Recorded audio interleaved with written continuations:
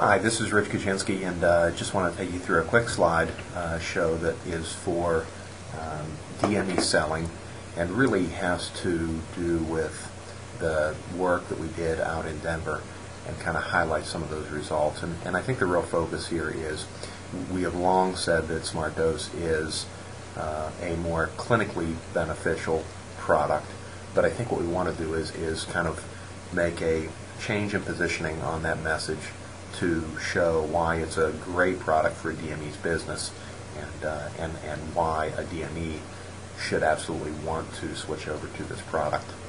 The first thing that we would point to, I think, is what we've always pointed to, which is, conservers today are really not working well for patients. We have 3 studies. At the end of this presentation, they're tagged on, so if you're giving this presentation, the detail on these is at the very end as appendixes. I don't need to show you all of that stuff, but we've all seen it. We've got the Trina Lindbergh study that would say 66% of patients are desaturating on conservers. Brian Carlin's study says that 33% of his patients, and it was a small number, he only tested 9 or 10 patients, were desaturated at rest and exercise. And then we've got the McFadden study that basically said he tested 4 of the top units on the market, and what he found was one of them did no better than room air, and the other ones would keep patients saturated at rest but not at exercise. So I think what we're seeing is one of 2 things. One is either patients are desaturating, or in Brian Carlin's study, he actually showed that the patients who were saturated at rest and exercise could be turned down when they were at rest. So that means that they're getting actually too much oxygen. So what we're seeing is units giving either too much oxygen in terms of not saving during rest, or too little oxygen in terms of not giving a patient what they need when they ambulate. If we talk about the patient's need, and we talk about what the oxygen level need is, the reality is, and most of us know this intuitively, I mean, if I were to ask you, does a patient need more oxygen when they're sitting or when they're exercising, I think we would all say intuitively you need more oxygen when you're exercising, and that's exactly right. So you need less oxygen when you're sitting, more oxygen when you're walking. And the problem with conservers today is, we set them on a single setting. We put a patient on and we turn it to 2. And so, it's either right when the patient's sitting or when the patient's walking. And in a lot of cases, if a patient, if it's right for a patient when they're walking, it's not right when they're sitting, and vice versa. So the only option with those types of fixed dose conservers is to have a patient manually titrate, and the reality is patients aren't good at that. Most of the time they get up and they start walking, we let them go symptomatic, or they let themselves go symptomatic, and they get short of breath and they get desaturated, and then they sit down and turn up the oxygen. So they're just not very good at doing manual titration. When we look, I was talking a little bit about conservers, and I guess what I'm trying to get to is there's 2 situations. I mean, it's kind of like a stopped clock. It's right twice a day, and if I set a conserver on 2 or 3 or 1 or whatever, it's right in one condition, not in both. So I've got 2 options. One is I set it too low, meaning that it's conserving a lot of oxygen, the cylinders are lasting a long time, but the patient is desaturating every time they get up and walk. And I think this happens a lot, and our data would show that it happens more than half of the time. The problem with that is referrals see this over and over again. What a referral doesn't want to see is every time a patient comes into their office and they walk from their car to the front desk, the patient is walking in desaturated because they walked in from their car. And it reflects poorly on the DME, it reflects poorly on the industry, and it reflects poorly on the equipment. If I ask doctors, how are conservers doing for your patients, they tend to say, not good. They work on a few patients, but they don't work on a lot of patients, and I see people desaturated all the time. What they're really telling you is, I don't believe conservers work. So it's giving the entire category kind of a bad name, and it's giving the whole DME sector a bad name as well. The other option is you have it set too high, meaning that the patient has enough oxygen that they're saturated at rest and exercise. So we've now set the oxygen level to what their need is when they're exercising, and when they sit down and walk, the reality is that patient's getting more oxygen than they need during that restful period, and you're not getting the maximum savings that you could get for that patient. So let's look at the two examples, and I don't want to belabor the point too far, but the reality comes, if you look at the patient's need, which is the blue line on this chart, what you'll see is there's a restful need, an exercise need, and a restful need. And if we set the oxygen level to rest, they're perfectly well saturated when they're resting, but every time they exercise, there's a gap in what we're giving them versus what their need is, and they are not getting enough, and they can't exert, and they continue to decline in their overall health. The other situation, as I said, was you set them too high, and so, okay, now they're saturated at rest and exercise, but the problem is there's a lot of wasted oxygen during rest, and the fact is these patients rest, 60-70% of the time, sometimes 80% of the time. It's driving a lot of deliveries, a lot of cost, and so when you look at this over your total DME business, it is very, very wasteful. If you were to sit back and look and say, okay, what would I actually like to do? Well, what I'd like to do is I'd have to have a patient well saturated at rest and save as much oxygen as possible. When that patient got up and started exercising, I'd like to give them what they need at exercise so they're not desaturating. And by giving them more oxygen when they're exercising and less oxygen when they're resting, what I will see is a better saturated patient and a bigger savings on oxygen. We've typically heard from critics of SmartDose that, well, sure, you saturate the patient better because you guys use a lot of oxygen. And I think what I'm going to show you now is that isn't actually the case. We actually tested 22 patients recently. 10 were on continuous flow, 12 were on oxygen-conserving devices. It was various brands. And these were done with a provider, with the provider's RTs along with us, their patients, not ours, in the home. Some of our critics have said in the past that, well, your studies are all pulmonary rehab, and that's not typical of the exertion levels that we see in the home. Well, these were done in the home, and the exertion level was simply someone, in many cases, someone sitting on a couch, and we asked them to walk back to the other side of the house, back to their bedroom, back to the hall, and back to the couch again. So these were really mild to moderate exertion levels. And I think even we were surprised by the results. What we saw was 12 of the 22 were desaturating at exercise. And 54% of the patients we tested were desaturating as soon as they got up and started walking. And we didn't walk them on a treadmill at a high level or for 200, 300 feet. These were people that were walking literally around the house. And the continuous flow patients did a little bit better. I mean, there were 10 patients on continuous flow, and only 4 of them were desaturating when they exercised. So that was a 25% failure rate. When we looked at the oxygen-conserving devices, and I was saying before that the trouble with conservers, we saw exactly what Trina Lindbergh saw, which was 8 of the 12 that were on conserving devices were desaturated when they exercised. That's a 66% fallout rate. So what we did was we mirrored Brian Carlin's work. And what Brian did was he did that same test, and when he saw a patient saturated at rest and exercise, he put them on SmartDose and turned it down. The theory being that those patients didn't need as much oxygen during restful periods, but they probably needed that much at exercise. And if a patient wasn't saturated at rest and exercise, then he put them on SmartDose and he left them on the same setting. And so the theory was you were not saturated on another device on a 2 setting. Brian would put you on our unit at 2, therefore when you exercise it would go up to 3 or 4 and keep you saturated. And the overall result, I think, was patients were better saturated and more oxygen was saved. And that's the important point here. People have always said SmartDose will saturate patients better. I think what people have missed in the past is that we actually save more oxygen as well. This is kind of a chart of all that data of the 22 patients, and we'll kind of take a detailed look here. But what you'll see is on their original devices, at rest and exercise, as you can see, one patient wasn't saturated at rest, but most all of them were saturated at rest.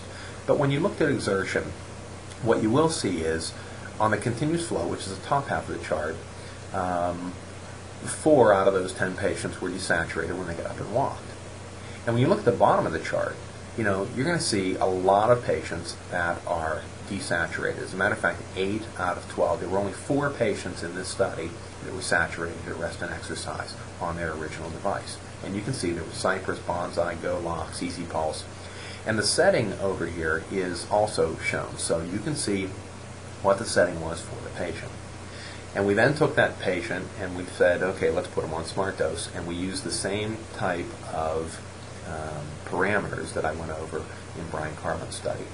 And any place where the patient did better than what they did on the original unit is highlighted in green. So you can see patients mostly did better on rest and exercise, a couple points higher. Anywhere a patient was saturated before rest and exercise, we turned the SmartDose unit a little bit lower, and any place where they were saturated well, we turned it down. Any place they were not saturated well, we left it alone and then slowly tried to turn it down. But what you'll see here is on the continuous flow patients, most of the patients that were saturated on continuous flow were also saturated on SmartDose. So you say, well, clinically, do we do any better? Well, I would say that we got as good or better results. If you look even at the patients who were desaturated, the patient was 88 on continuous flow, now they're 89 on SmartDose. There were a couple other patients, 80 on continuous flow, 89 on SmartDose. And so on some of these patients, we can also turn them up. But the reality is we did as good or better, but saved a ton of oxygen. So I typically look at these continuous flow patients and say these were, 6 months ago when you were setting up patients, you just couldn't get these people saturated. And it was either they couldn't trigger the OCD that you were using, or you couldn't get them saturated on that OCD, and we put them on continuous flow. These are the patients in the DME that are absolutely killing you on deliveries. And getting them on a conserver is a huge, huge pickup in your business. And most dealers have 20% of their patients on continuous flow. So this is a big, big win. Now, if we look at the bottom of the chart, you've got 8 out of 9 patients who were desaturated when they exerted. And this is not heavy exertion. This was light exertion. If you look now and bring them over on the SmartDose, you'll see that all but one of them were saturated at rest and exercise. So clinically, we got much better results. The guy in the bottom went down to 89 when he exerted. Frankly, we should have turned his setting up to a 3 and tested him again. We ran out of time on that one. If we look over, how did we do on oxygen savings? What you'll see is we made a comparison and said, okay, what did that original device, and we actually used each company's duration chart, and said, how long did that device last on a C cylinder, for example? And we came over and said, okay, now, how long will SmartDose last on that C cylinder at the new setting? You can see here that the first OCD patient was on a Cypress, and they were on a setting of 5, and they were still desaturating at exercise. We put them on SmartDose at 2, and they were now saturated at rest and exercise. And so if you looked at a Cypress unit on 5 and said that would last an hour and a half, you take a SmartDose unit on 2 and say that would last 3 hours on that. I think it was on an M6 cylinder. That's a 2-time savings. So fewer deliveries, longer duration times, and better saturation. So just to recap or give you the kind of titrations here, in the continuous flow group, 50% of those patients immediately titrated with very little work. 3 to 5 times more from each cylinder and reduced deliveries. The remaining 50%, 4 of the 5 were desaturating on continuous flow as well, and they did as well or better on auto adjust. So in some of those cases, we probably could turn them up at retest. My gut feel is we'd get about 70% of those patients on SmartDose. And 9 of the 10 were as good or better, saturated, and used considerably less oxygen. That's a big driver in any respiratory provider's business.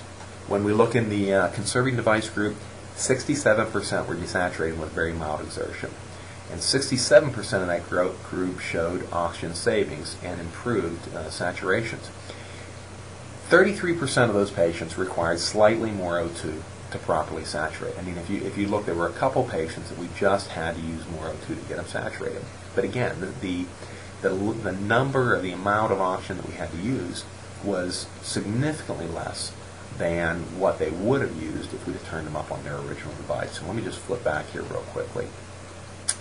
If you look at these people that are in pink on the oxygen savings, what it really says is we used, the savings was 0.84, meaning we used 15% more, 16% more oxygen on this patient. And so, okay, we used 15% more oxygen on that patient to get them saturated. If I went over on their original device and turned it up from 2 to 3, I would actually be using 50% more oxygen. So you can see here that, yeah, we're giving them a little bit more when they're exercising, but we're not giving them, turning it up when they're resting. And on their original device, we would have turned it up both at rest and exercise. So really, if you look at SmartDose and you say, okay, what's the real advantage here? Well, it gives you those two oxygen levels that correspond to what a patient's need is, both at rest and activity. So it raises the dose in activity, but remember, and everybody tends to focus on that, says you use more oxygen because you raise the dose in activity. But the other thing we do is we lower the dose at rest. And so it matches that O2 level with the exertion level. So if you recap from a business perspective, you say, what's the big win here? Well, the first one is move all your continuous flow patients over to SmartDose, or at least test all your continuous flow patients on SmartDose immediately. There's a 50 to 70% success rate in saturating. You'll get a 5 times savings on oxygen, and these are your toughest patients. These are the patients that are absolutely killing you on deliveries and cost. If 20% are on continuous flow, what's their percentage of cost? It's probably more like 30 to 35%, because these are the most costly patients. If we then look at your patients that are getting set up on conserving devices, the first thing I always say is, I don't advocate that anyone go out and test all of their existing patients. I tend to look and say, okay, as patients aren't doing well, let's look at them. But what I do say is, you should take all your new patients and put them on SmartDose. I mean, the reality is you will use less oxygen, and you will have fewer deliveries, and you will have better overall saturations. Everyone would like that better saturation if it's not at the expense of just throwing tons of oxygen at the patient. I think what we're showing you with this data is that's exactly what SmartDose does not do. It doesn't just throw a bunch of oxygen at the patient. You could take your existing unit and just turn up the knob if that were your concern. SmartDose will saturate the patients and save more oxygen. And so I think what we would say is let's set up a similar test with your patient base. I mean, it's one thing for me to bring in data from another provider and show you the results. It's an entirely different matter for me to come into your dealership for 2 days, work with your people, and get that testing done on your patients to show you similar results. And if we can't prove that it works, then we don't deserve to have your business. We've already got the tool set set up, so we've got test protocols, we've got patient consent forms, we've got test data sheets. You can either use simple oximetry, or we can bring in coder units and use those. So when we look at your patients, what I'd like to do is get a mix of continuous flow and conserver base. I'd like to get some high delivery patients. So, everybody always throws the train wrecks at us, but in order to get a good study that says, okay, how does this fit into my business, let's look at a couple of different examples. One is just, do I have continuous flow patients? And okay, let's get some of them. Do I have patients on existing conservers that either aren't doing well and a couple that are just run-of-the-mill patients, and then the other ones are high delivery patients. So I guess I'll stop there and just ask if you have any questions, and let's talk about when we can schedule something. Thanks.